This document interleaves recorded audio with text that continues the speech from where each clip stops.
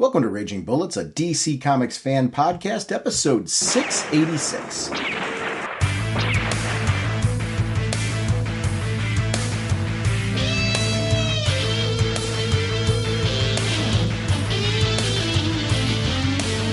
Welcome to Raging Bullets. I'm Sean Whalen, drnorge. I'm joined as always by my co-host Jim, the sensei of the whatnot, the master of speculation, the duke of the sultan of strategery, the bridge-defying, and is afraid to admit that he is secretly Red Mask because it will work against his established branding, but he still remains the elder statesman of the podcast, Segulin. How's it going, eh? Jim, on this episode, we're going to talk Batman 133 and Poison Ivy number 10. We're sponsored, as always, by DCB Service and InStockTrades.com. Mr. Segulin, what is going on over at DCBService.com?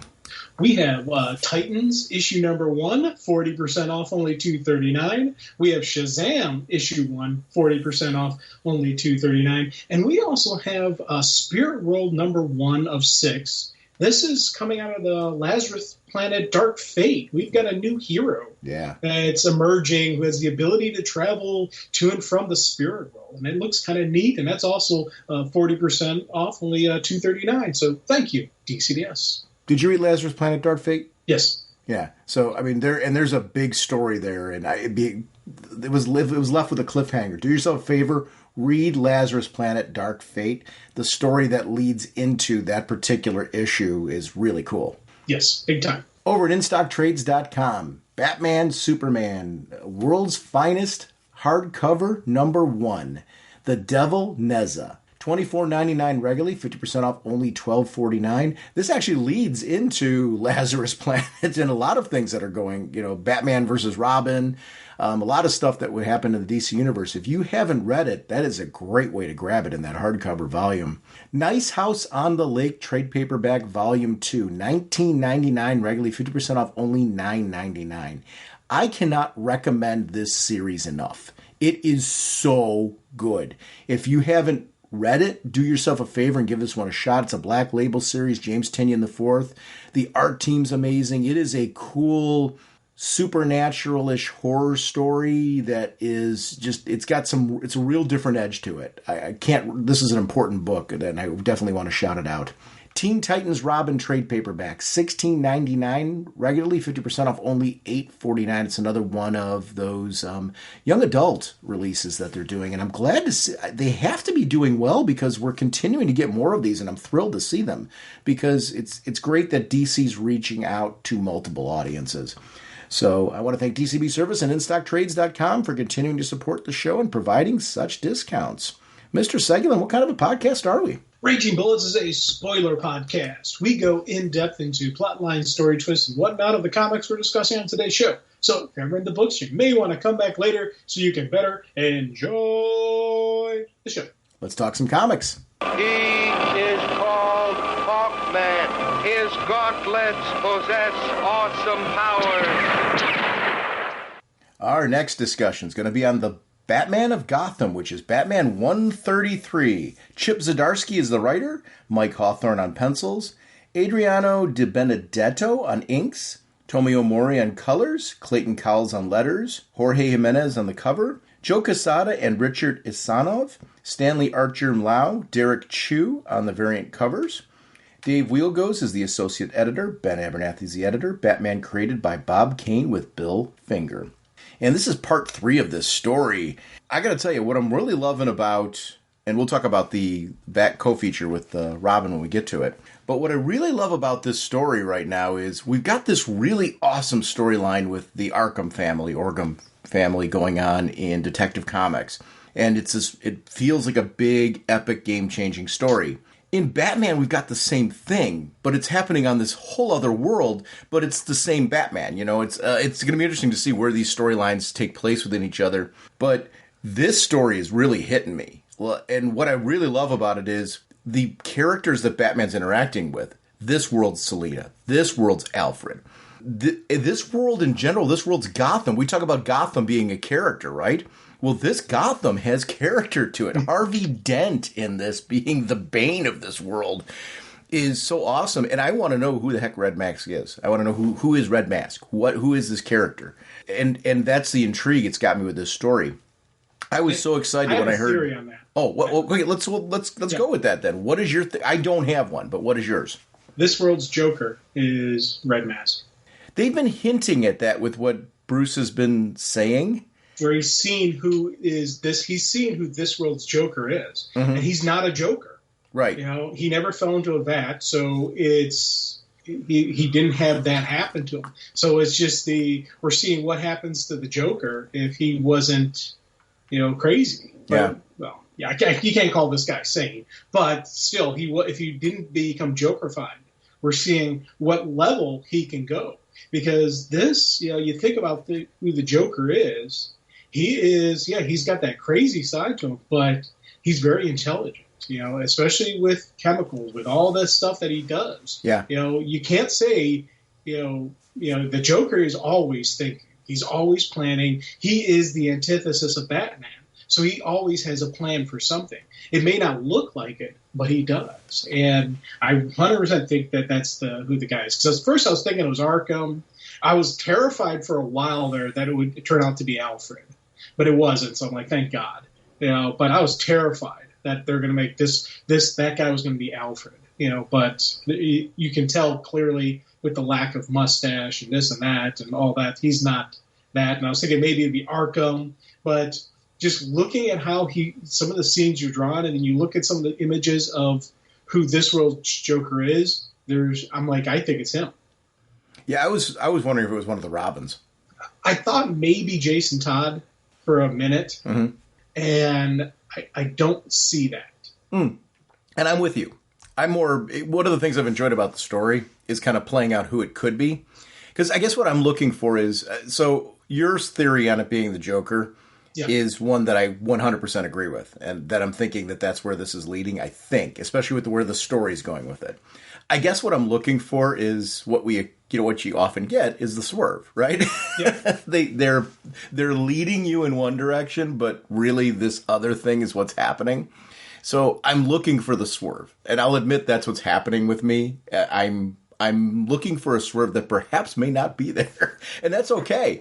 I love this story, and that's where they've got me thinking, they've got me invested, they've got me interested, issue after issue with this. And I'm really, really digging it. The art is fantastic always in this, and the writing's great. Chip Zdarsky, again, I've said this on multiple episodes. We're not a Marvel podcast, but this writer on Daredevil is amazing. Everything he's doing is amazing. He's got a Comixology original series out there, which I'm drawing a blank of the name. I'll find it before the end of this episode, and we'll shout it out. It's terrific. This is a writer that where I now will follow and grab anything that he writes because it's just all good. It's really, really good stuff. I like the opening of this particular issue where we get to see this world's Riddler.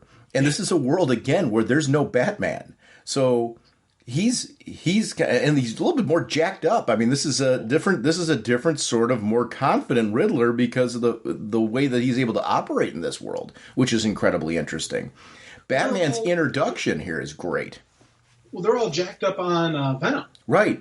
So, and I think that's kind of interesting. And that actually thought just popped in my head.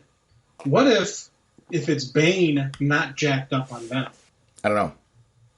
That just literally just popped in my head this second. Yeah. But what if if our main bad guy is Bane, who never got addicted to Venom, who never but just again was able to keep his intelligence, and because again, Bane's another one of those very intelligent villains who his intelligence and strategery is often overlooked because he is so massive. You think he's just a big guy. No, he's intelligent as well. Do you want to I love that he's got diagnostic riddles. Yes. Well, I like these riddles I can even solve. I was able to solve his riddles. So it's like this Riddler isn't as difficult as the other Riddlers, or I'm just used to his riddles. I don't know, but I think again it's one of those things where part of the thing with the Venom, it doesn't you do lose some of your brain power when you're completely jacked up all the time. I like the Batman outfit, like this he had to put this together in this world. From scraping together resources and build himself up this way. It's very ground level, but very functional. I love that there is, there's protection for the head, there's protection for the arms, and it kind of addresses some of his aging, that he's been talking about in these issues, which I really like. This is a Batman who is getting older, but that also comes the wisdom with that, right? So he's a Batman that's operating in some ways smarter. Yes. And I like that balance of, yes, I've lost a little bit of that youthful, the youthful ability to be damaged more, I guess, for lack of anything else. I can dive into things in a way that I could. Now he's got to have more strategy to what he does. And I actually like it. I find the stories engaging with this. It's that progression that you and I have talked about on the show. I really like seeing this progression where it's not about taking him out of the game. It's about how does he continue in the game, considering all those pieces. And it's led to some very smart storytelling that I really enjoy. Oh, big time. And it's one of the things I kind of liked with his costume, and the changes, everything you said, how he's got to have a little bit different, because again, it wasn't created with the billions of dollars that Bruce Wayne has. But I also like it is more designed for physical heavy damage. He built this costume design knowing that he's going to be going up against jacked up people. So like the helmet looks a little thicker armor. The arm plates that he's going to use to block the punches, those are thicker armor than he normally would have before, because it's designed to deflect massively powerful blows. And that was something I really dig. Again, I don't know if that's a conscious or if that's just me reading into it, but I absolutely love that. So, Red Mask, one of the things we haven't talked about with him is his powers. Mm-hmm. So, in this situation with Selina Kyle, he's zooming around. There's a speed to what he's doing. Does that lead anything as far as who this is? Is that because of some drug he's taken? Is it because he's tapped into the Speed Force? Is it, what is going on with him there? Because that's all speed oriented, isn't it? Yeah. Well, I don't know. I was trying to figure that out because we saw in previous issues where he kept Harvey in line by pulling away some of his strength. He can pull away the energy that's in them. Well, that was with a button press, though. Right. Like, there's something in Harvey that he's put in there, so that's multi-layered. So you're right, he did do that, but that was done with electronics. Clearly, there was something surgically done to Harvey. But that also adds some credence to the potential of it being a Bane or somebody with Bane's type of intelligence, that they would know how to control that. Because Bane controlled that from his wrist, whereas in this case, Red Mask controls it with a remote control. Yeah. Now, again, throwing back to possible identities of Red Mask, mm-hmm. With Jason, with Jason Todd. He went through all that training after he died and came back. Mm-hmm. Could this possibly be something tied into that? But when and how is he? There's exactly. No Batman, so when did that happen? Yeah, I don't know. Again, it could. This all could be again derivatives from Venom. This could be tapped into Speed Force. This could be something we don't know yet. So I do like the mysteries on this guy. And they all know Bruce Wayne. Know that Bruce shouldn't be there. Yeah. Well, I think it's pretty obvious from this issue that they killed Bruce Wayne mm-hmm. with Joker gas. Oh, 100%. But it's intriguing. Catwoman's interesting. Selina. Because very similar to our world, she skirts a line. And she's always skirted that line. And it's something that I've really liked about the character. I think it's always made her compelling. It's always made her intriguing. It's added a sexiness to the character, which, it was always part of the inherent issue. But then you also get why, Bruce has that attraction. Think about the world that Batman inhabits. He's much more comfortable in the night. He's much more comfortable exploring that Gotham. And then he encounters Catwoman, who is such a, pivotal part of that world. It's interesting with this Selina, as far as, do you think she's going to end up siding with him or not? And I don't know. And I like kind of seeing where her storyline's going to go. That was something that I found pretty compelling in this, as she was standing with Red Mask. She's definitely intimidated by him and a survivor. So she's doing what she needs to do in order to survive, and I appreciate that. It's going to be interesting to see what her motivations are going to be. I could see her turning on Red Mask, but I don't know that means that she's siding with the Angels. No. Because she's an opportunist. Exactly. And I think with this Selina, we're seeing that she does have a code. Because she's upset that they're experimenting on children and this and that. So she still does kind of have a code. And she's like, hey, I have one rule here that I'd help you with. And Mask is like, no, you don't get it. You don't have a say in this. And that's one of those things where she's like, okay, this is now, it for her advantage, it's reaching a point for her to get out of this situation. Yep. So when she sees she's got somebody who's fighting Mask, hey, let me side with them for a little bit. And if it comes down to, her survival, where selling Bruce out and telling Mask, hey, I brought him to you. I was doing my part, boss. I'm with Team Mask, I could see her doing that. And again, because yes, she's got this code. Yes, she has a style, and that's something Selina's always had. But this is not Bruce's Selina, who actually crossed over more into the hero world than the villain world. This is 100% pure neutral. She's out for herself. She's out for taking care of. She's neutral good, but she still is neutral. She still is out for herself. So I think, as long as it's looking like Bruce may win, she'll side with Bruce. The second it's starting to look like he may lose, she'll rat him out. Whereas his other partner that he's got is 100% team back. I don't remember her name. The one young girl that initially helped him out, and is helping him build the Bat, army and whatnot. She is pure team Batman. I would be shocked if she double crossed Bruce. Selina, not at all. And it's a world where people don't understand who or what Batman is. And yeah, I could see that. I could see that girl becoming this world's Robin.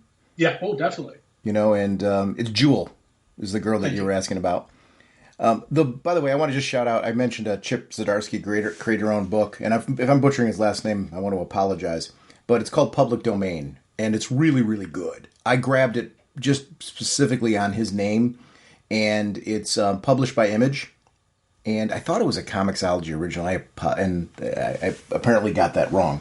But it's published by Image, and it's terrific. So I just want to shout it out just because I'm very high on this writer's work. And I think it's important. If you haven't caught that book, it's called Public Domain, and it's a recent release. So definitely worth grabbing the series if you're enjoying his work on Batman. But the interesting thing that Bruce does is goes to the grave of Bruce Wayne and, his own grave. I don't know that I could do this. I mean, I get why. I get, that it's part of it's the detective work, right? What happened to Bruce Wayne? What happened here?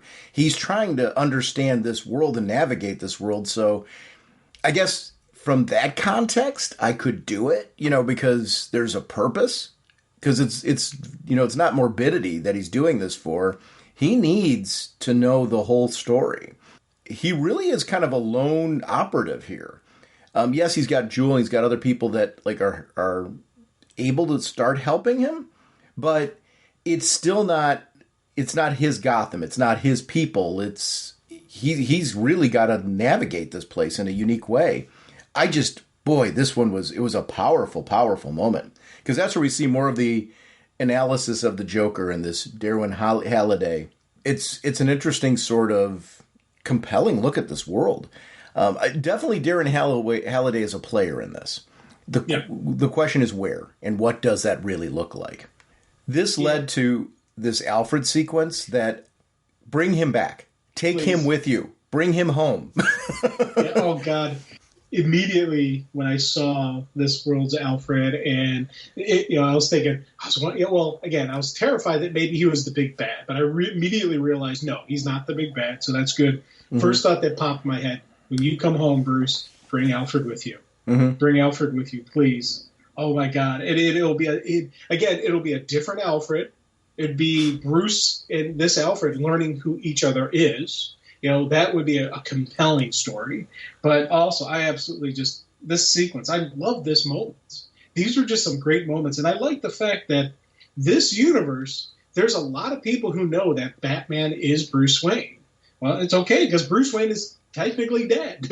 Right. So I'm all right with that. And just like with him taking off, I love that sequence with him and Alfred's at the grave, and he's like, "Who are you, Alfred? You know who I am. You know." And he takes off the cowl. And he takes off the helmet, really, and it's just him 100% being open and upfront with this world's Alfred. I love the fact that he did this. The fact that, and again, the coolest line was where he's talking about, he's like, "I have to find out who killed me.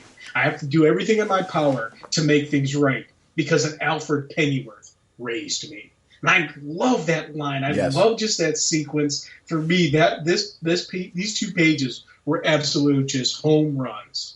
The 2 panels of Alfred collapsing to his knees, I thought were really critical too. A very emotional moment, just really, really needed because this is an Alfred that's going to have to make some decisions here as far as what his role is going to be.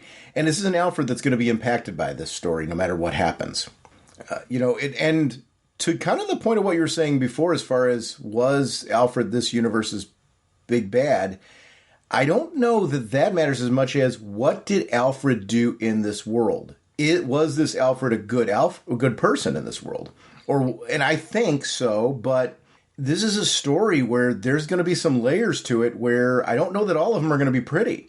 And I'm not saying that I think that they should or are going to take Alfred down this Alfred have a historical down or black path or anything to him. I don't know that that's going to be the case.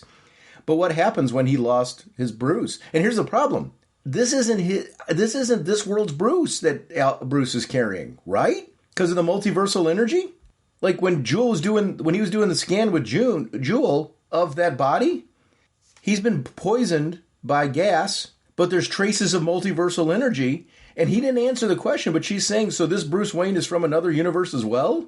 So this may not even be this world's Bruce. Yeah. No. Now here's the other thing. Could the big bad be Bruce Wayne? Could Red Mask be Bruce Wayne? Could Red Mask be Bruce Wayne? And he pulled in a different Earth's Bruce Wayne, poisoned them to kill off Bruce Wayne, and he becomes a Red Mask full-time. That I could see happening. Again, yeah, I know. And it's funny because as I'm going through the book, as I'm reading stuff, I'm throwing out this idea. For me, that's the big swerve. I think... Is that Alfred's shame? Yeah. Well, I think Alfred didn't know. But I think... Because you think back to the past issues with him and Leslie, they're living very good. He's living very well. He doesn't live at the manor. No. He and Leslie live in town in an apartment penthouse up high above the dirty parts of Gotham. So the Alfred who has money is still this Alfred. So this Alfred has the money, and instead of giving it all to Nightwing, he kept it. And he's living comfortably. And so. Maybe that's part of his shame. There is a shame in this Alfred that he didn't do everything. I don't think he was part of the cover-up to create Red Mask, but again, I don't know.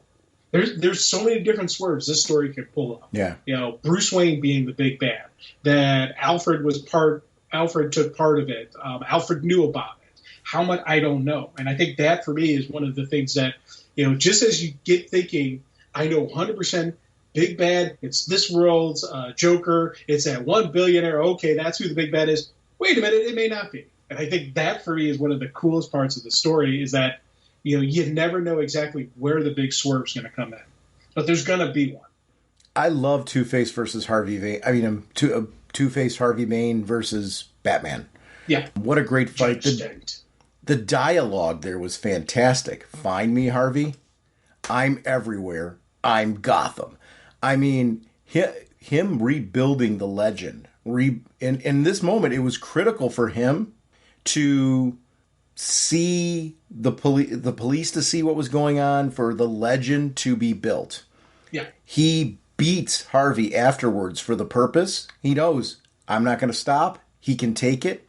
They need this message needs to be delivered. He's creating a legend here, and which is something he's an expert at. It's how do you make one man more? It's by making him a legend. It's one of the things I really liked out of the Nolan films was that concept of Batman being a symbol. and a symbol can do more, a symbol can live beyond. This builds on that concept, which has been inherent in the Batman comics. This idea, I can be this symbol. That's what the Bat's all about. And it's nice seeing him build that again, get back to the core of who he is. This is a Batman, when he gets back to our world, he's going to be changed by this in a good way. In the sense where it's going to be reinvigorating him, just because of the fact that he's had to rebuild Batman again. And so he's going to come back as a rebuilt Batman. A rebuilt Batman who understands who he is at this age and how to work with that. It's cool. That part of this story I think is so awesome, is for him to have to kick off of the ground floor somewhere at this age. Yeah. And I'll tell you, I loved everything you were saying. I was nodding my head along with how he needed this beat down to scare everybody else. Because even earlier, the legend of Batman starting to grow in Gotham. Mm-hmm. And this moment right here, you've got these cops. They're sitting there armed with rifles. They're armed. They're ready to go. And do they fight? Heck no, they run. And even they jacked up a little bit on Venom. Right. So they've got some Venom run in them. So they should feel even more powerful. Nope, they run. And I love that, again, that comment of the superstitious, cowardly lots. I love that. Yes, because Bruce is sitting there after beating down Judge Dent. He's like, what are you waiting for? Come on. Just like, yeah. And again, that 100% was Batman voice. That was pure in the, what are you waiting for? Pure, angry, just horrific voice. Well, he just dropped a car on Harvey. Yes. And that was a brilliant strategy. He set Harvey up to basically do himself in, which is one of the things that's great about Batman is that yes, he's got these amazing combat skills, but he's able to use the environment. He's able to use the enemy's own overconfidence against themselves, lure them into traps. And it's something that is really, really great. It's how Batman's able to go up against metahumans. And I really, really enjoyed seeing that in this. It just shows the layers of this character. Selina bits, again, were really, really terrific. I seeing them, there is that magnetism between the two of them, I guess for lack of a better word, that you see there. She's got... understandably, she doesn't trust him, but yet she's dancing the dance, trying to get to know him just as much as he's trying to get to know her in that world. I think she doesn't know who Red Mask is. No, I don't think so. Yeah. My initial gut right here throughout this was she's telling him the truth. She doesn't know who Red Mask is. And it would make sense that Red Mask would keep that close to the chest, that he wouldn't let any of these people know, just because it's a little power thing he has over all of them. And again, it adds to the, I love the comment she says, couldn't say don't care. It could be another Bruce Wayne for all it matters. He runs Arkham. He runs the city. He needs to be stopped. Right there, that to me, I think, is the statement of truth that she is 100% giving out. She wants to stop Red Mask. But again, as I said earlier, she is opportunistic.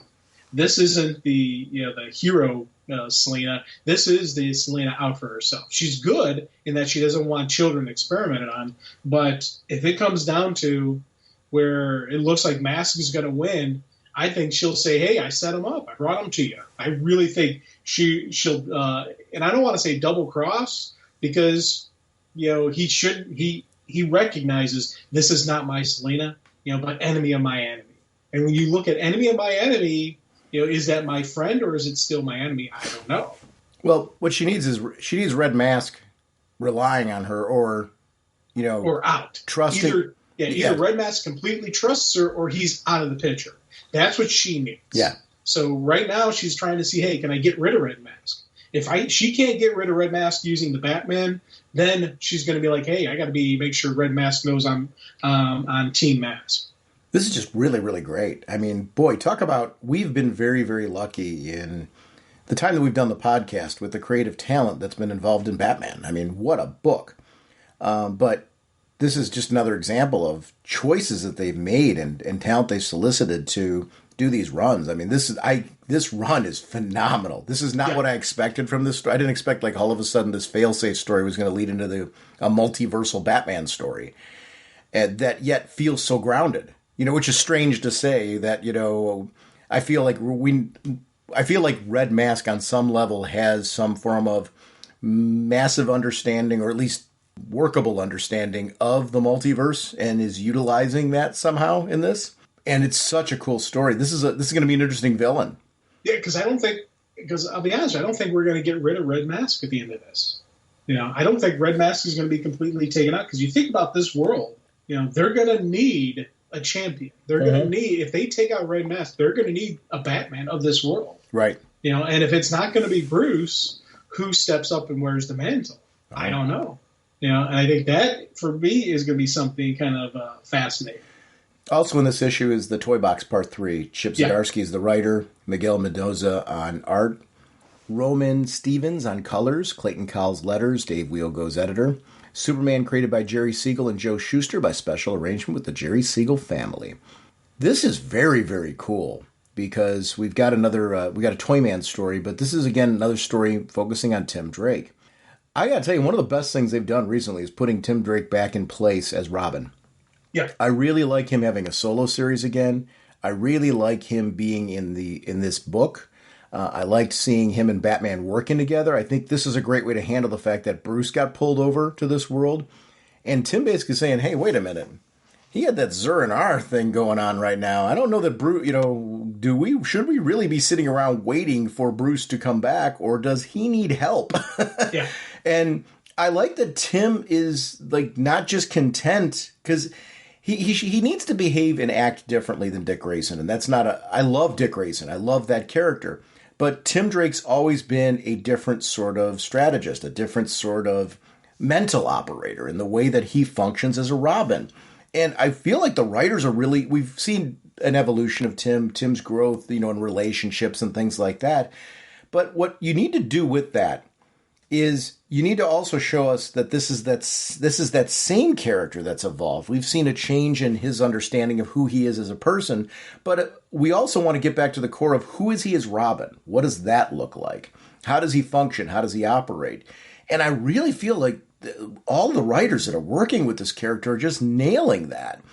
And it's adding some just increased depth to the character. I'm really loving the reemergence of Tim Drake and seeing where we're going with this character overall in his own book and in stories like this. This story was awesome because he can't just stick and move and operate, like I'm jumping after Batman. It's Toyman's taken and kidnapped a mass amount of people, and he's responsible for getting them all back and the perpetrator.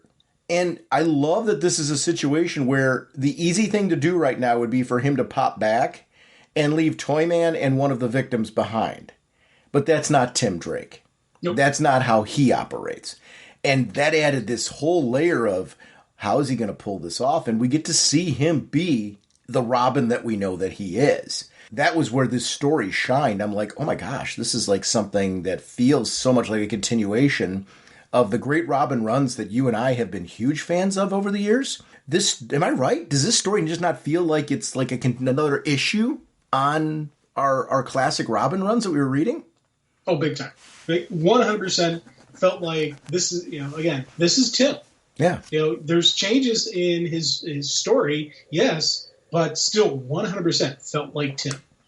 And that's the thing. Tim Drake has a different feel than Nightwing, yep. Has a different feel, way different feel than Damian, when it comes to how they were Robins and how they were sidekicks of Bruce. Tim always, to me, until Damian came along, Tim was the heir of the mantle for me. I always wanted Tim Drake to become Batman. And that was the thing I always had, because he and Bruce were, to me, so much on par with each other. They both had that same kind of, that same detectiveness in him, that same, preparation, that same groove. Fit, he always fit Batman so well for me, and you see that in this issue where, again, he started looking at, in the beginning of the series, he started looking, saying, hey, something's, maybe Bruce isn't dead. Maybe he is somewhere else. And he started breaking it down, dealing with, Mr. Terrific. Again, Tim's not afraid to go to the friends, go to call for backup. He's not afraid to do that. He knows, hey, let's pull him to pieces. I love that part about him.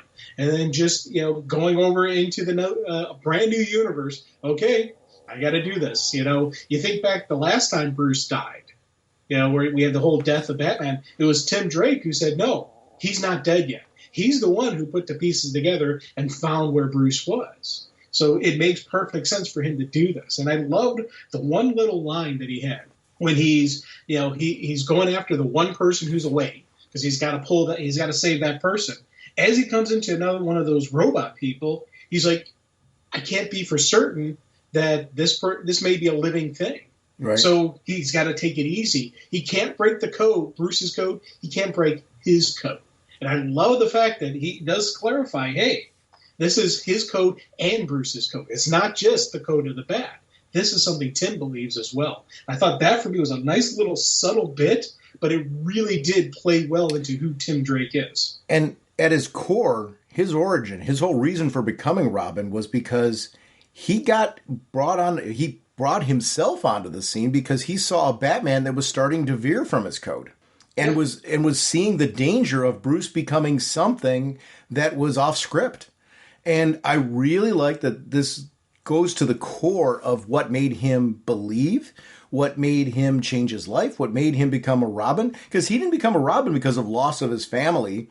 They were still alive. He became a Robin because he was this kid who just was compelled to step up and say he needs a Robin. He was really trying to get Dick Grayson to come back.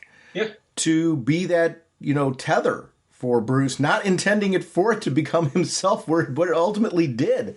And I love that. I love that was part of this story in a way, like subtle, but yet as you can either get to know Robin. If you're a first time reader of Tim Drake's Robin, you're getting to know who this character is from this story. If you're a long-standing reader, you're pulling things into this just from your foreknowledge of the character that is there. I like that it works on layers and works on different levels. And there's something that's strong writing. It's a strong understanding of character and how to introduce the character to a new audience and because you're going to have that in every book, right? There's new readers right now who are reading Batman who maybe, got into it because of the most recent, the Batman movie. You're like, I'm going to read a Batman comic. Oh, cool. This is a fun story. Let me stick around for this. You're not going to know who Tim Drake is except for this story. And one of the things I loved, some of the subtle artworks that they did in this, like when Tim is dealing with the one person, you can see him slipping a disc to the guy. Yeah. And then during his fight with Toyman, you see him putting it on his arm saying, okay, time to go home. He didn't need to beat up all the bad guys. All he needed to do was make sure the one person got the disc and Toyman had a disc. Now I can pull everybody home. I thought that for me was a really cool art usage to make sure you show Tim slipping the guy the disc and also showing the placement of the disc on Toyman. Yep. It was a cool thing. Yep. Because numbers wise, that wasn't going to work. Yeah. Especially if you're not trying to hurt them. If you're like, these things could be alive. Bioman was an interesting sort of commentary, too, where this is a more, if you could say more twisted version of Toyman. But, in this case, he's doing horrific experiments. Yeah. And him bringing everyone back was great. And this idea of him continuing this quest with Mr. Terrific is exactly who I'd bring in this scenario. And boy, is Mr. Terrific, I like the way that, talk about a character who they're stepping up with and starting to bring him in the right times. Bringing him in this situation makes a ton of sense. Why wouldn't you use Mr. Terrific to help you try to find where Batman is? Yep. What a great book. Just a great book. I'm glad that we got to do, we intended to record earlier in the week, and I'm glad that it worked out, that we ended up having to wait a week and do this one. We got to do the next issue because it's just a great story. And here's the thing, that last issue was awesome. It is. So it was a great issue, and I really did like the stuff of the Tim stuff because that really showed more of the Tim at home. He had his moments, where it was just him getting ready to possibly go off and never return. So he had just those quiet moments, that quiet before the calm before the storm. So those were great stories, but I did like this issue where you really do see Tim just open up. and be Robin and really do some butt kicking. In his own, intelligent butt kicking. Yeah, in his own unique way. That's exactly what I mean. The intelligence of it, but also, it's often forgotten how much training Tim went through in order to become Robin. He went through some incredible training, and in a different sort of training than Bruce went through. So we've got a Tim who he functions just a little different, and I really like that shined in this as well. Want to talk some Poison Ivy? Yes. Nothing like the handy-dandy electro claw for carving through metal doors.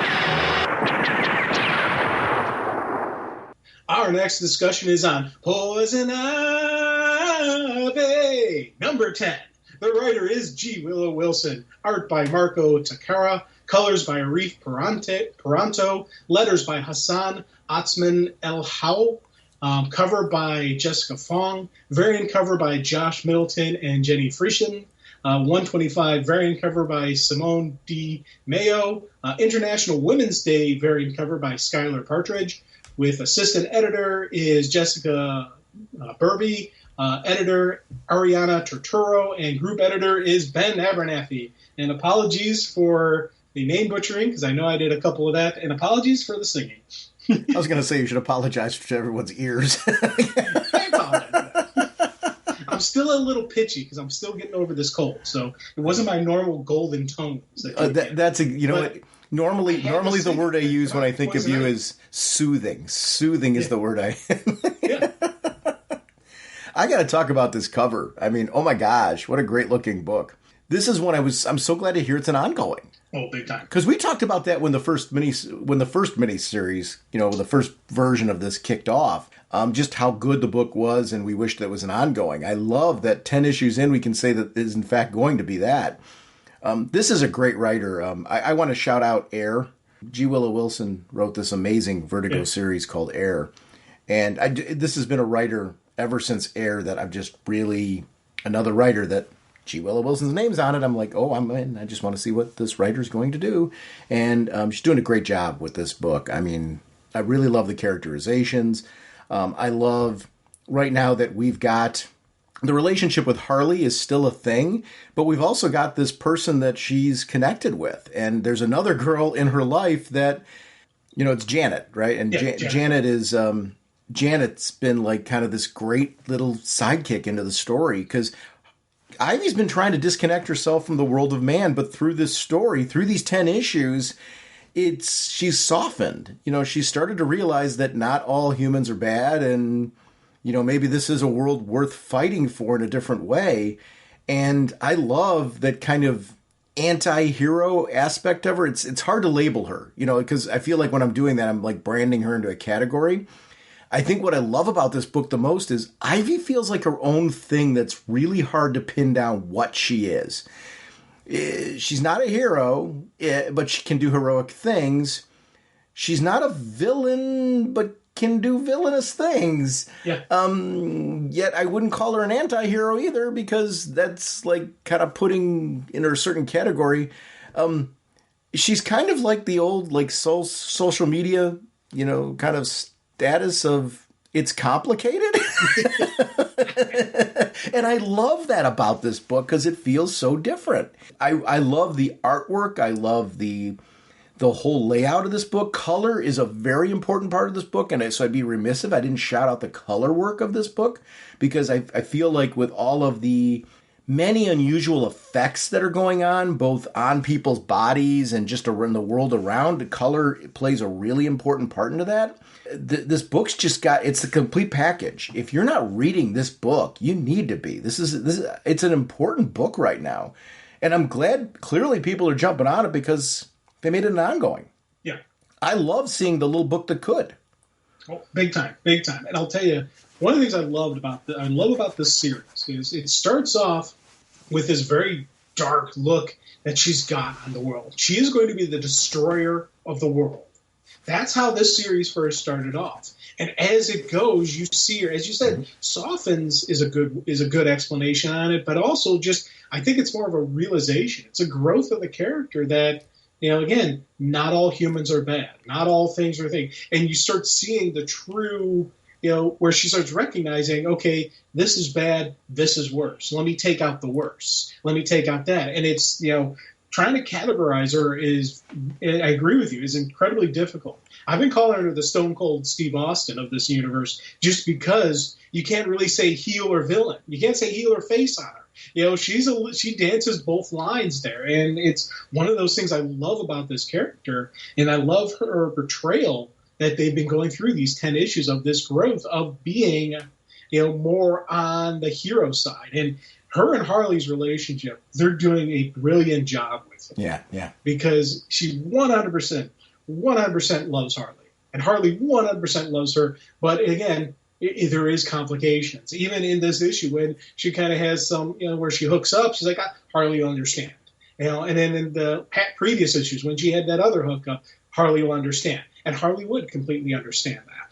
It would understand what's going on, where her path is. As long as Ivy is completely open with her, Harley would be, yeah, I get you. I understand that.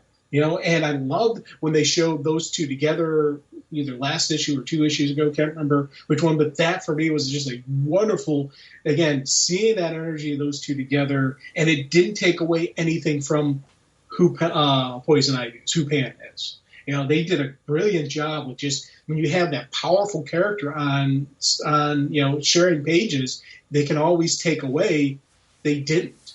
Ivy and Harley work great together. And just like with Janet here, I'm loving Janet as the sidekick. I don't want anything bad to happen to her. I'm worried something bad is going to happen to her, but I don't want it to. Yeah, and that's... I guess I don't know that it's predetermined that something bad's going to happen to her. I like that we're protective of the character. You said something interesting before. I was going to make a joke saying, no, Softens was better just because the way you were lining it up. But I think realization, you're so right that this really is a realization for this character. And I think a lot of that's due to Janet. Janet's kind of her tether here. Harley's a different sort of tether. Harvey is her love, her true love. And it was really important to have Harley appear in this series and to have the moments that they had together, and for Janet to see that relationship, because she's becoming an intimate part of Poison Ivy's world. So in order for Janet to understand Pamela and who she is, and actually I think it's creating an increased attraction to Pamela, that is, there's a relationship building there that I don't know that necessarily is going to remain some kind of romantic relationship or not, or what that's going to be, but certainly a friendship, certainly a loyalty. The question is, can they survive where this issue starts taking it? Or will Harley and Ivy survive where this issue is taking it? I think so, for all the reasons that Ivy says, but I love that like the way that I'm talking about all that, they feel like real people because of this, because we're talking about them in this capacity of everything that's happening here is real. It's rounded out. It's fleshed out. It's three-dimensional. There's a thought process that goes on that factors in people's feelings and who they are. And I feel like I understand Ivy's relationship with Harley through events that have happened in this, Ivy's relationship with Janet, Janet's growing attraction to and belief in Ivy. And I think Janet, there's a piece of Janet that is growing attractive to the fact that she knows that through her interactions with Pamela is seeing the world in a different light. Like, this is somebody she can engage with, and she feel like she's helping with the growth of Pamela as much as Pamela's helping her growth. Yeah. Like, I feel like both of them are evolving as people because of their relationship, and you feel that. You're watching that happening. I feel like this is being acted out in front of me by talented actresses who are, portraying these roles, and that to me is the best in comics, right? When they start to feel alive, they are moving, this is flowing, and this book is really nailing it. That's incredible dialogue, it's great artwork, all put together.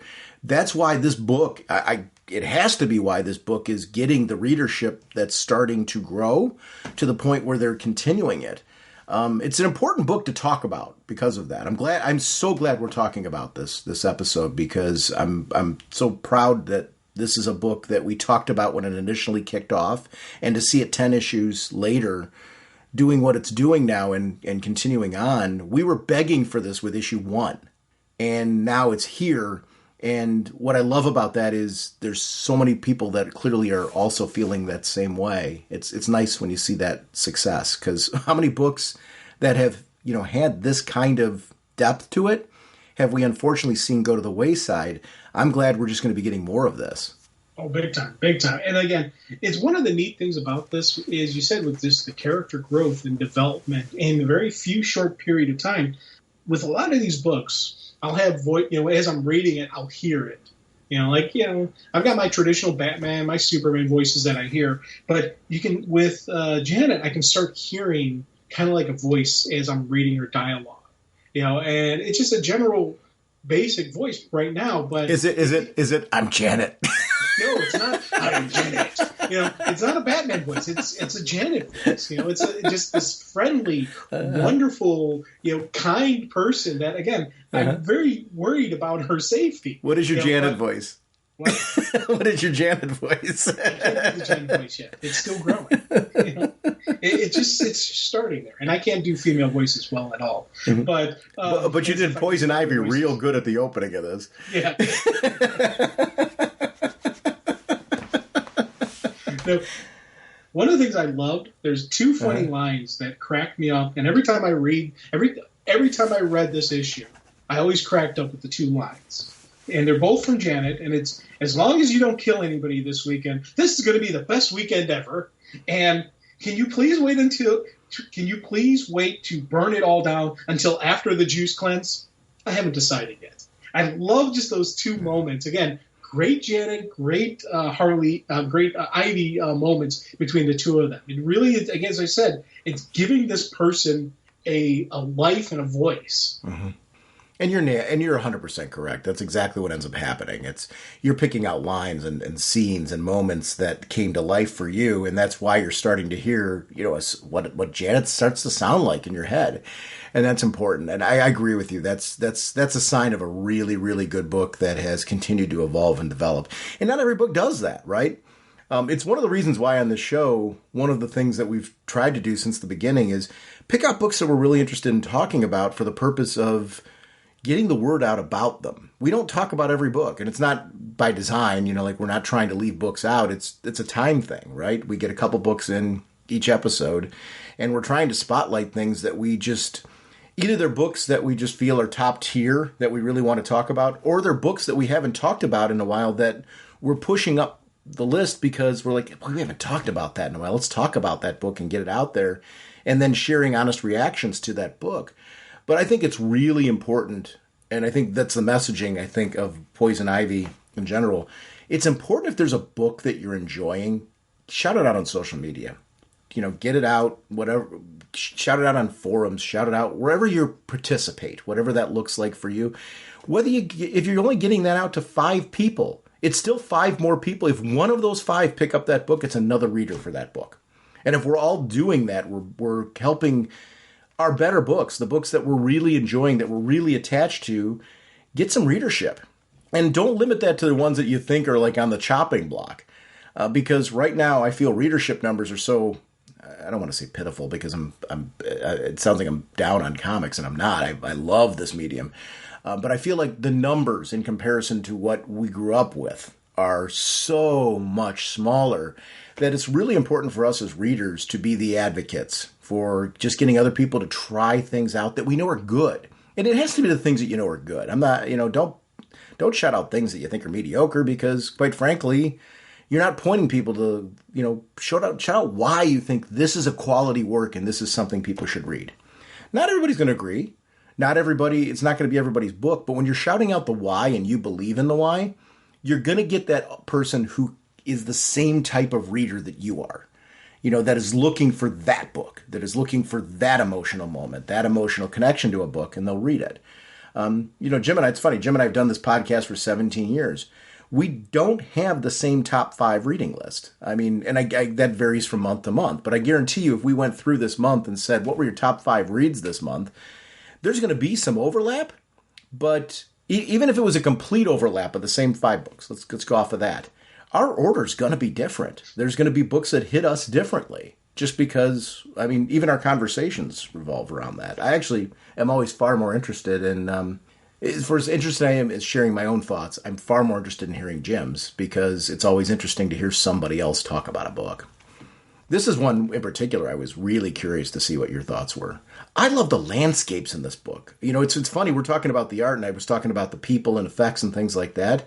But the opening page, even with the California, where it says the following afternoon, look at that mountainscape. I mean, look what they did. I mean, I've been to California many times. This evoked that emotion for me. You know, we've got, my friend Kurt lives in California, so, you know, Brian and I have gone maybe 20 times. I'm throwing that random number out there, which I know isn't a lot if you live there, but, you know, for somebody who's made that a frequent 20 times, maybe low, this is the type of areas that we've driven, and this is gorgeous. The artwork here is absolutely stunning, and it's a piece that it's really important. I'm going to be, you know, diarrhea of the mouth when it comes to this fantastic writing, but man, this is a great art team. Oh, big time. And I'm nodding my head along with you, just the end, you know, as you're going through, especially when the normal stuff looks really good. I love this. Again, this to me is the classic comic book art style that I absolutely love. And then when they start drinking the green elixir and things start getting a little trippy, you know, the art team modifies accordingly. And I love how they did that. They had a nice little morph into the hallucinations, the trippiness. We saw that in previous issues, you know, but it never really loses, you know, the beauty and just the grounded artwork. You know, you get, you know, you see what's going on. They did a great job with, again, you know, just the psychedelic acid trip, you know, acid artwork that they did, but they don't lose, you know, what is the artwork. You know, you get some great moments between Harley and Janet in these two things while all this, you know, psychedelic stuff is going on. Absolutely love that. And even love just the moments where it's not just the drugs that are affecting Janet. Janet truly also is starting to have feelings for Harvey. I keep saying Harvey, for her Ivy, because, you know, and I love the moments where she's saying, hey, you don't have to be in control all the time.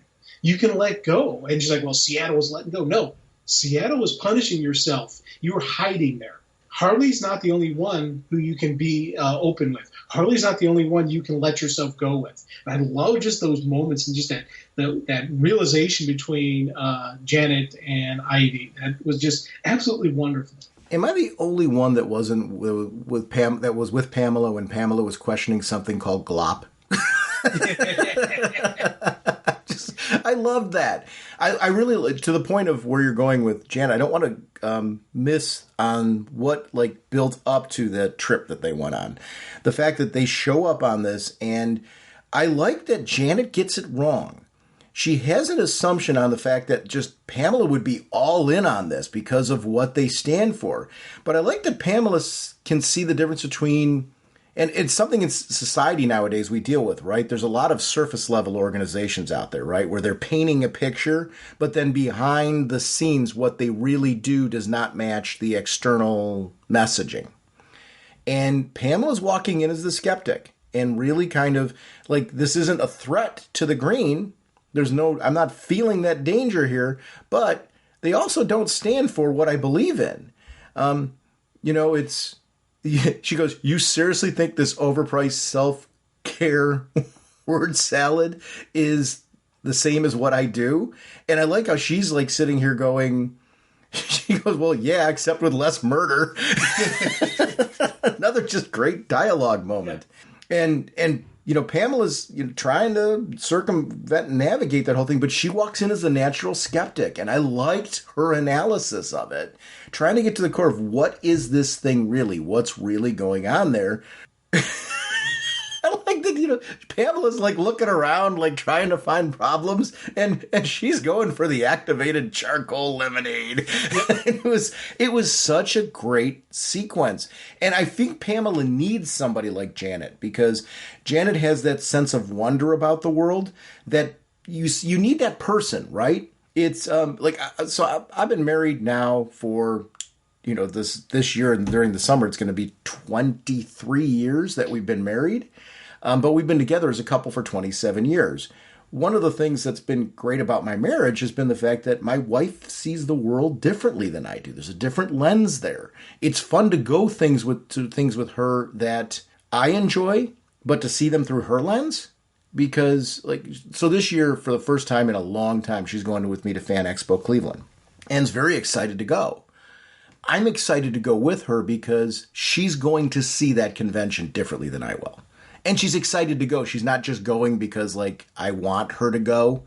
Because, truthfully, I wouldn't ask her to go if she didn't want to go. She's, eager to go this year and really wants to go there. That's fun. When you walk in and know that she's going to be excited and she's going to get intrigued by things that I wouldn't. There's going to be things that stand out to her that she's going to find interesting. She's going to be more interested in certain cosplayers than I am and certain celebrities or certain events that are going on. There's going to be a table that we pass that's selling some kind of merch that she's going to key in on. You see the world differently when you're with people in that kind of environment. And that's what I think Janet's bringing to the table here. It's making it such a fun read because it feels so real. I absolutely love the writing of this relationship. Oh, big time. And again, it's one of the reasons I'm so worried about, the safety of Janet because, as I said, she's getting a character, she's getting a personality, she's getting who she is. Now, right now, I'm also thinking, what will happen when Harley's put into the mix, when Harley gets involved? Now, again, Harley is Harley. I think she'd be cool with Janet, and I can't see Harley being one of those jealous types. But Janet has legit feelings for Ivy. Harley has legit feeling. What's going to happen there? That's why part of me is very worried about Janet, that she's not going to survive this little trip. What's really interesting about this piece is Ivy's infection, what she's currently going through right now, is what's going wild in this. Yes. It's out of control. She's no longer able to control it. So this Lamia, it's mutating, it's adapting. She's the danger right now. Now, not on her own. It's obviously what's been done to her just now and as part of Team Glop. But it's going to be really interesting to see, was this done to her by people here? Was this an accident? What's really happening in this moment? I talk about building anticipation. We're seeing this overrunning the people that are there, and I don't know who to blame right now for this. And I really, really love that. Yeah, it's again, there's so many different levels on this, and I'm worried. This is one of the things I'm worried about Janet. I'm worried Janet will somebody's going to have to take in this fungus. And slowly, like how Ivy is the green, and she's got the fungus in her, but it's not really part of the green. It's part of its own little universe. I'm worried that Janet's going to end up taking in the fungus and going to become a fungus person. And, she's going to change, or metamorphosis, or whatever you want to say, how you want to word it. Because I am worried. That's one of the things I'm worried about her on this. That's why I'm worried we're going to lose her. Now, I don't know if she'll be gone, or if she'll just be changed, or what's going to happen. G. Willow Wilson's one of the writers on that DC Universe Lazarus Planet Revenge of the Gods. So with Becky Cloonan and Michael Conrad. So I wanted to shout that out too, that 4-issue miniseries that's this month is also written with her being a part of it. And just a very, very talented writer. So definitely check that out as well. This series, I'm so happy this series is continuing. I don't know. I will admit, I don't know. Obviously, it's sales numbers, but I don't know where they're pulled from now. Are we we have to be factoring in digital on some level, right? I'm hoping, because I'll be honest with you, most of my stuff is being bought on digital. I do want to know, though, for a series like this, because this is a great example of a series where I want to know how I should be buying it. And what I mean, so my vote counts. It's really important to me. When it's a book that I'm really digging, I want to know that, when I'm... Because here's the reality. We've both got that DC Universe Infinite app, so it's very easy for us to follow series on that. We pay for our subscription with that. What I'd love to know is, do my reads on that count for anything? Because I've got the Ultra, right? So we get the books a month later now, in most cases. I still find, though, that my series that I'm really digging, I'm buying my series either physically or I'm buying them, digitally. In some cases, both. I've got some of the same problems that I've had before, but there's a lot more when it comes to the physical end that I'm waiting for the trade. I want to say the trade. I really like hardcovers. I've really grown to find that that's an important part of my physical. It's almost like my archive books, but that's not as simple because, with your larger oversized books, like these deluxe edition hardcovers, they're bigger than the traditional comics. I like that. I like the oversized appearance of it. The same thing with obviously the absolutes are a no-brainer when it comes to that. But my physical, if I'm going to be taking up the physical space, what I really want now are these special books. I'm just curious, though, what counts. I know those are after the fact, so they're not going to count as a vote for an ongoing monthly. Is my digital comiXology purchase, does that mean something? Does my reads on DC Universe Infinite Ultra mean something? What counts as a vote?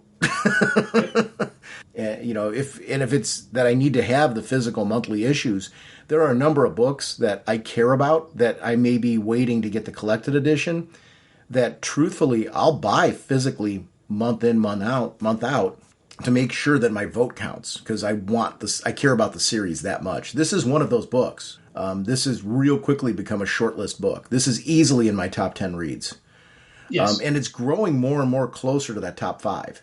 I say that being, if you're a Batman junkie, your top 5 can easily be filled up with Batman books. So the idea that I need books like this that are different. They tell a different kind of story. It's a different sort of character. It's given me something different. This feels very Vertigo in its presentation, or Black Label in, the quality. And it's really important to me. I need these books. And they're character-driven, great artwork, and I'm so glad we got a chance to talk about this one. If you aren't reading this, do yourself a favor and give it a shot, because it's really an amazing book. There they are, all alone except for that old character. I would like to remind everyone about our show voicemail line. It's 1-440-388-4434 or drnorge on Skype. RagingBullets@gmail.com is our show email address if you prefer to contact us that way. RagingBullets.com is our show website, and that's where we will always put news about our new releases.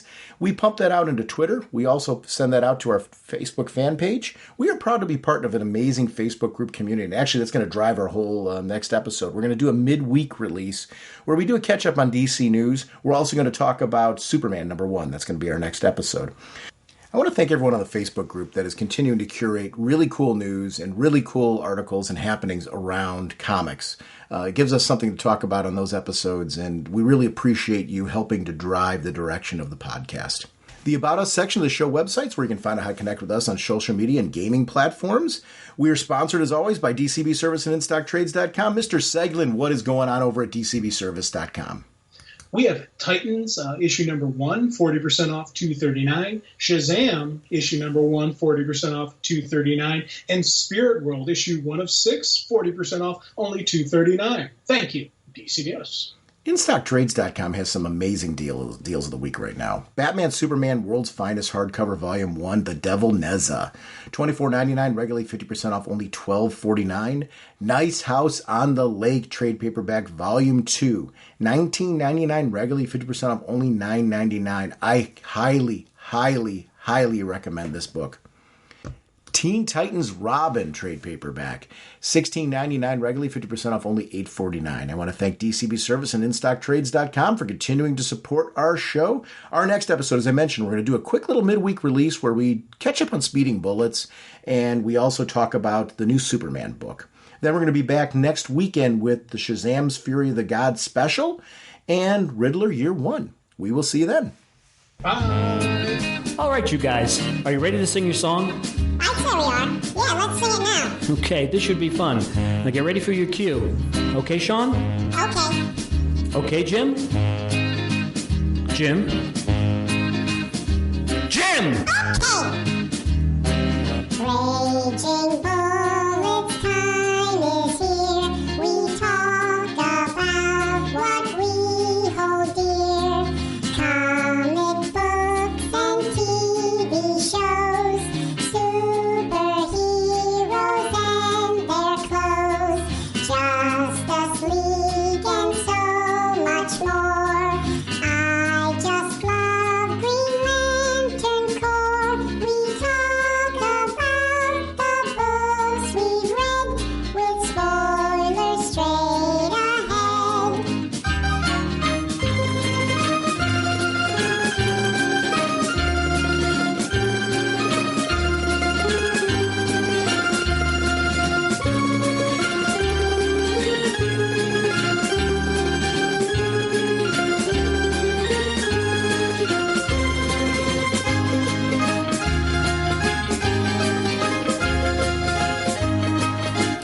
fellas, get ready. That was very good, Sean. Naturally. Jim, you're a little flat there, so be careful. Jim. Okay. Justice League and so much more. I still love Green Lantern Corps. DC Comics are what we know. The Raging Bullet Show. DC Comics are what we know. The Raging Bullet Show. Excellent job, guys. Let's sing it again. Yeah, let's sing it again. No, that's enough. Let's not push it. Push it. What is that? Yeah, what are you talking about? No, I didn't mean anything by that. I think we did it right Jim, now. I don't know. how long do you want the song to go? Look, it's our production.